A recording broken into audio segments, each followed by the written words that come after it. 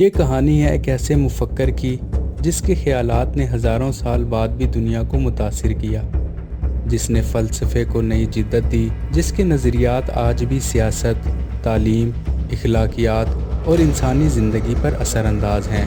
یہ کہانی ہے افلاطون کی، جسے دنیا پلیٹو کے نام سے جانتی ہے۔ افلاطون 427 قبل مسیح میں قدیم یونان کے شہر ایتھنز میں پیدا ہوا۔ یہ وہ دور تھا جب یونان میں فلسفہ، سیاست اور جنگوں کا زمانہ تھا۔ افلاطون کا اصل نام ارسطوکلیس تھا، مگر وہ اپنی طاقتور شخصیت اور ذہانت کی وجہ سے افلاطون کہلانے لگا، جس کا مطلب ہے وسیع کندھوں والا۔ اس کا خاندان اشرفیہ خاندان سے تعلق رکھتا تھا، یعنی وہ ایک مالدار اور معزز گھرانے میں پیدا ہوا۔ اس کے والدین یونانی سیاست سے وابستہ تھے۔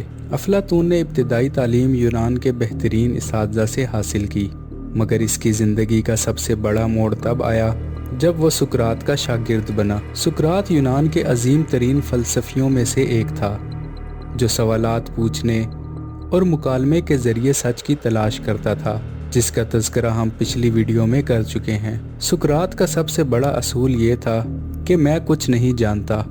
افلاطون نے سقراط کے ساتھ کئی سال گزارے اور اس کے نظریات کو سیکھا، یعنی حقیقی دانش مندی تب آتی ہے جب انسان اپنی لا علمی کو تسلیم کرتا ہے۔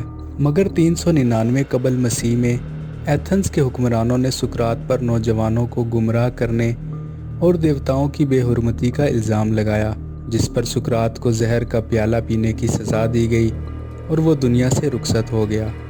یہ واقعہ افلاطون کے لیے ایک بہت بڑا دھچکا تھا۔ سقراط کی موت کے بعد وہ ایتھنز چھوڑ کر مصر اور دیگر علاقوں میں چلا گیا، جہاں اس نے علم و حکمت کی جستجو جاری رکھی۔ سقراط کی موت کے کئی سال بعد افلاطون نے ایتھنز واپس آ کر اکیڈمی کے نام سے ایک تعلیمی ادارہ قائم کیا۔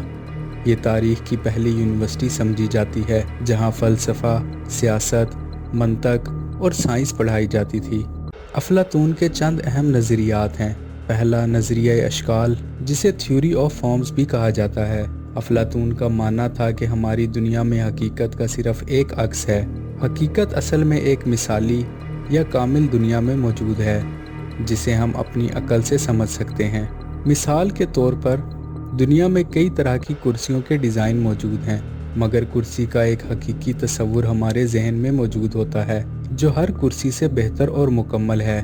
یہی نظریہ اشکال کہلاتا ہے۔ دوسرا، مثالی ریاست، جسے آئیڈیل اسٹیٹ کہا جاتا ہے۔ افلاطون نے سیاست پر ایک مشہور کتاب جمہوریہ لکھی۔ اس میں اس نے بتایا کہ مثالی ریاست کیسی ہونی چاہیے۔ اس میں ایک حکمران ہو جو عقل مند اور نیک انسان ہو، دوسرا سپاہی جو ملک کی حفاظت کریں، اور تیسرے عام لوگ جو زراعت، تجارت اور دوسرے پیشے اختیار کریں۔ وہ مانتا تھا کہ حکمران فلسفی بادشاہ ہونا چاہیے، کیونکہ صرف ایک دانشور ہی انصاف اور بھلائی کے ساتھ حکومت کر سکتا ہے۔ اور اس کا تیسرا نظریہ غار کی تمثیل تھا۔ افلاطون نے اپنی کتاب جمہوریہ میں ایک مشہور تمثیل دی، جسے غار کی تمثیل کہتے ہیں۔ اس کہانی میں کچھ لوگ ایک غار میں قید ہوتے ہیں اور وہ صرف دیوار پر سائے کو دیکھ سکتے ہیں۔ وہ سمجھتے ہیں کہ یہی حقیقت ہے، مگر جب ان میں سے ایک باہر نکلتا ہے تو وہ روشنی، حقیقت اور سچائی کو دیکھتا ہے۔ جب وہ واپس آ کر دوسروں کو بتاتا ہے تو وہ اس پر یقین نہیں کرتے اور اسے پاگل سمجھتے ہیں۔ یہ کہانی اس بات کی علامت ہے کہ عام لوگ حقیقت کو نہیں سمجھتے اور صرف فلسفی ہی سچ کو دیکھ سکتا ہے۔ افلاطون کے شاگردوں میں ایک مشہور نام ارسطو کا تھا، جسے ایرسٹوٹل بھی کہا جاتا ہے، جو آگے چل کر سائنس اور منطق کا بانی بنا۔ دوستو، افلاطون کے خیالات صرف یونان تک محدود نہیں رہے، بلکہ صدیوں بعد اسلامی، یورپی اور جدید فلسفے میں بھی اس کے اثرات نظر آئے۔ مسلم فلسفے میں ابن سینا اور الفارابی نے افلاطون کے نظریات سے بہت کچھ سیکھا۔ یورپ میں جدید مغربی فلسفہ اور جمہوریت میں افلاطون کی جمہوریہ کتاب سے بہت سے چیزیں لی گئی۔ آج کی یونیورسٹیوں کا تصور بھی افلاطون کی اکیڈمی سے متاثر ہے۔ افلاطون نے اپنی زندگی کا بیشتر حصہ سیکھنے، سکھانے اور تحریر میں گزارا۔ وہ 80 سال کی عمر میں 347 قبل مسیح میں ایتھنز میں انتقال کر گیا، مگر اس کے خیالات آج بھی زندہ ہیں۔ جمہوریت، فلسفہ، تعلیم اور سیاست میں آج بھی افلاطون کے نظریات کو پڑھا اور سمجھا جاتا ہے۔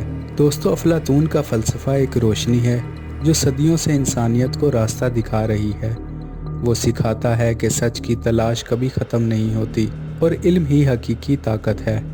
مزید ویڈیوز کے لیے چینل کو سبسکرائب کریں۔